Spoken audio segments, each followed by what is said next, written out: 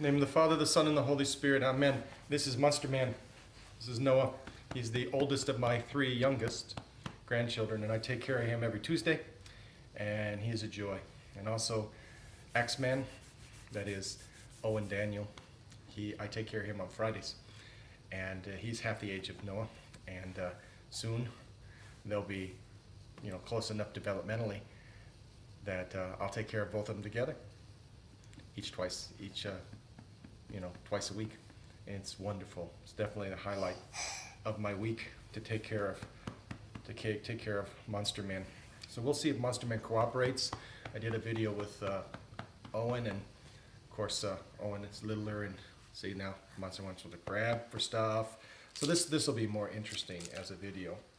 And I've got my computer in front of me, and I'm just jerry-rigging things. And if there's a trouble with this, just blame my video editor. He's not very smart. So I'm going to talk about November 28th in the prologue, and I think the operative theme here is surprises, and life is not fair. We have this idea that life should be fair, and we make fun of millennials and stuff, but basically everybody wants life to be fair. But what's fair? What's fair is that we deserve death, but God gives us life. What's fair is that the way we treat others should fall back on us, and we should be treated that way too, but many times God is very merciful. Well, what about from the other direction? What about when things are done to us that don't appear to be fair? How does a Christian encounter these things? Well, we have 3 examples today, beautiful examples. And you should read the prologue, because St. Nikolai really brings out, with wonderful poetry and a reflection that I'll probably read in its entirety, about Emperor Maurice, this idea. Don't try to live life so that things are fair to you. Live life so that you're a Christian, so that you encounter everything with grace, with dignity, with belief. So, the first one is Martyr Stephen anew, and his mother was childless, and she prayed, just like Hannah did for Samuel, and he was born. Now, you can read all about his life, but basically, he was a defender of the icons, and for this he was put in prison. He was tortured. And you would think that's a terrible thing. Well, a whole bunch of other monks were put in prison, and they carried on the entire church typicon in the prison. Imagine the power of their prayer as they were in prison, cold, hungry, probably almost naked, praying. Imagine what a great boon that was for them and for the world. So, sure, it wasn't fair that they were treated like that, and it wasn't fair that Stephen was eventually martyred, but now he's with the blessed, and now he remembers nothing of his former life with any sadness. So, he got the better end of the deal, didn't he? There's also the new Martyr Christos. He was an Albanian Christian living in Constantinople, and he was a gardener, and a Turk got angry at him for some trifle, and the Turk said Christos had converted to Islam when he hadn't, and then he was put to the test by the magistrate, and he was eventually beheaded by the Turks. It's not fair at all. Somebody just has some argument, maybe over the price of an apple or something, and because of that, he's put in prison and eventually beheaded. But Christos is with the just now, and we can ask his prayers.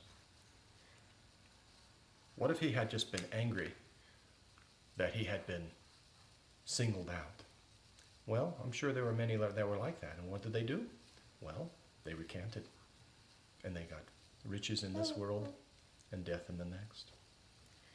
Now, the martyr Maurice was murdered with his 6 sons by the Emperor Phocas in 602 AD. Now, let's concentrate on Maurice a little bit, because St. Nikolai has a beautiful reflection on Maurice. So, he had 6 sons. The youngest was still nursing, and he had a wet nurse for this baby. And when Phocas ousted him from the throne, he condemned him to death with his 6 sons. So Maurice watched his 6 sons killed right before him, and the wet nurse was called upon to give up the child to also be killed. She also had a nursing baby. She traded her son for his son.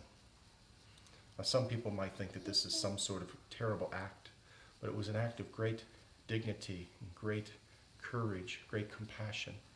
Maurice had lost 5 sons, and this wet nurse, who must have loved him very much, didn't want him to lose a 6th. This was an act of great Christian compassion. Now, the son was raised by the wet nurse as her son. Only at the end of her life did she reveal this secret to him. And you know what happened? He became very serious and went to a mountain. Where did he go? Let's see. He went to Mount Sinai, and he left the world and he became a monk. And he dedicated himself to God. He did this to requite that innocent life that was put to death for his sake. Now, you might say, it's not fair. Well, what came out of this? An innocent life that died as a martyr, and an innocent child that did not die, that later on took the burden of the world upon himself and prayed for the entire world. It's really unfathomable what the mercy of God is, and how things that appear to be terrible can turn out for the good. Martyr Stephen was in prison, and many others joined him, and they prayed. I don't know how many years they did, and eventually he was executed. The Martyr Christos was just minding his own business, selling apples, and suddenly he was thrust into a den of lions, and he had to make his confession, and he did. And then the Emperor Maurice lost all of his children and his life, and his wet nurse sacrificed for his sake. And because of that sacrifice, his son, raised as her son now, became a monk and prayed for the world. How unfathomable are the ways of God. Thank God that he's not fair. He's good, and he's just, but he's not fair. Glory be to God. Munster was pretty good, wasn't he? Let me show you something that I'm not allowed to do, so I won't do it, but especially if it's on camera. So I like to have him fly like this, but she won't let me do it because, you know, if I hold without my hand on the bottom. But look at Munster. He likes to fly. So I have to hold him like this. I made the mistake of doing this without my hand underneath and taking a picture of it. Don't do that. Don't do that. God bless you.